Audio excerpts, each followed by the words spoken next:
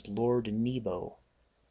Lord Nebo is a bitch-ass bitch motherfucker, and if he is real, he can come into my house right now. I'll leave the door open. Fly on in, spirit. Lord Nebo. The fact is, Lord Nebo is fake.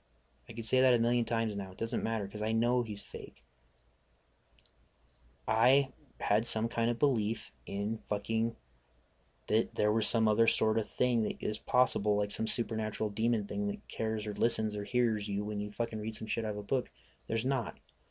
Okay? The demon fucking occult explanation is fake. It's completely fake. I'll fucking say whatever spell you want to fucking throw at me right now. It's fake. It's not. It doesn't. It's not. It's just the same as insulting Sauron from the Lord of the Rings and thinking that he's gonna come in your house and fuck with you. I have absolute control over the shit, and the night terrors do not happen. In fact, I think that'd be kind of neat to experience one now. As you can see in the video, every culture across the board reports this feeling of a demon in the room. In Maltese folk culture, sleep paralysis is attributed to ghosts, and similarly, in the Vietnamese culture, it's translated as held down by a ghost, also in Hmong culture, translated as crushing demon. It may be tempting to dismiss these cultures' views about sleep paralysis because we think that our culture has grown out of a belief of demons. But if you have been experiencing sleep paralysis in your life, you know that the demon explanation shouldn't be thrown out quite so fast. That's in the and to dismiss somebody out of hand who really does think that there's demons in the room is foolish, because the experience is so realistic and it's so like a demon being in the room. I wasn't all into demons or wasn't into the culture or anything. I wasn't all super into horror movies or none of that shit. And yet somehow or another, when it happened to me, I perceived it to be a demon in the room. Like, that's just was purely naturally how I conceived it. Obviously I'd been exposed before, but for completely unrelated to just think there's a demon in the room, there's something to that perception somehow. There's something that goes on, that feeling that causes that feeling. So for people that are suffering from it, there are other ways to deal with it. Listen, just the main point of this video is you do not have to fucking accept Jesus Christ. And this is a clever trick. Christians, you're jumping on all kinds of shit these days, man. Like, they see this as an opportunity. Now, I think the dude who makes the video, he probably really does believe this shit, If you watch the video, he believes that spirits can be trapped in items. It's fucking fake, dude. You don't need to accept Jesus Christ. You don't need to fucking apologize to goddamn Lord Nebo, to fake fucking bullshit demons.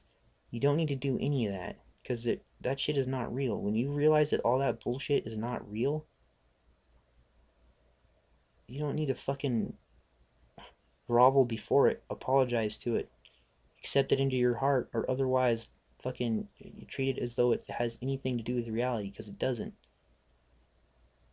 So that's my story, man. That was probably the biggest woo-woo thing I've ever fucking fallen for and believed in, and because it's so powerful. And that's why this little Christian stop sleep paralysis is such a clever Christian trick, I mean, at least they're trying. Fuck, I mean, it's pretty clever, right? I mean, because they know that, dude, the whole except saying out loud, to an unsuspecting person, saying out loud to accept Jesus and all that shit, it's gonna work on a lot of people. And that probably looked around and tried to find another solution and couldn't find one. Because as far as I know, there isn't a pill or something you can take to stop it, Like, it's one of those things that will make you believe in the supernatural, But it got me. It totally got me. It tricked me completely. I totally fell for it because it's so powerful. So powerful. I apologize to some of you guys if you're like a new subscriber and aren't interested in this shit, but if you're one of my friends or subs or whatever that's been around for a while, I figured you probably would want to hear that, or I just needed to share it because I'll be like, trying to talk to someone about thinking critically, and they'll be telling me something, and then the whole thing with me will flash back into my head, And don't think the first time I went to go say Lord Nebo's name, because it's not like right now is the first time I said it. Don't think to say, when I first went to go say Lord Nebo's name, like, when I first started realizing, like, dude, if you really are what you say you are, and you're ready, and you're rational, and you analyze things, and you don't fucking accept shit without evidence, and all that bullshit skeptic stuff, then you need to say the name aloud and taunt the shit and fucking make and try and poke holes in it. You've theorized that that's all woo woo and bullshit. That's what your theory is, and that it's really there's a scientific or just a mental explanation. And now you don't believe in that bullshit, so you should have no fear. Trust me, this is like couple still. This is still only like 3 or 4 years ago that I did this, maybe 5 or something. But so, don't trust me. I had some apprehension about doing it, about saying his fucking name, you know, when I first did it. And then I thought, okay, well, if there is a fucking demon, let's see the demon. Shit, you know, if it's a real goddamn demon, I want to fucking see this fucker, you know, like let's poke some holes in the theory. So I started saying his name out loud. I fucking got a copy of the Necronomicon. I went and found one, grabbed it, I opened it, fucking said every word in it that I could. I ran around in dark rooms and fucking, and went outside in the dark and, did whatever. It was like, fuck this and fuck, Nebo and blah, blah, blah, blah, And then I fucking waited for the demons to come, And naturally, realistic rationalness, like, won the day. There was no goddamn demons. I fucking was the same, because I don't believe in it, so it can't affect you if you don't believe in it, man. That's what it is, dude. If you're haunted by a demon, if you're scared of a fucking, a ghost, if you think that someone's weaving magic spells on you, hail the watchtower of the east and the west and the north, if you don't fucking believe it, it can't hurt you because it's fake. If you do believe it, then you're going to start subscribing every thought and bad thing that happens to you. You're going to start associating it with that, with what you think is haunting you.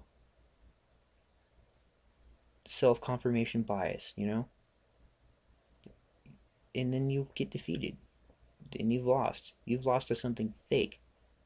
That sucks. So don't believe this SleepParalysisDotOrg place because he's peddling bullshit. It's fake, Don't accept fakeness into your heart to solve the problem. Okay? You heard him say on the video I played earlier that you have to accept Jesus into your heart in order to get rid of it for good.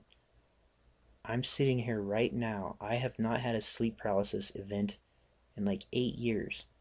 I do not accept fake Jesus into my heart more than I accept Mickey Mouse into my heart. Okay? And I am proof that you can cure it without fucking Jesus. I don't know if you've seen any faith healing videos or like stories where kids die because their parents fucking refuse modern medicine and instead decide to treat them with faith healing. Okay, yeah. Faith healing, that's about how far faith healing gets you. It's completely worthless and fake. It's faker than Lord Nebo's nutsack. I don't know. Sorry for the long story. This is a weird video. Thank you for watching. I'll see you guys in the next one, and I'll make it something cool, doc style or interesting or something. Until then, peace.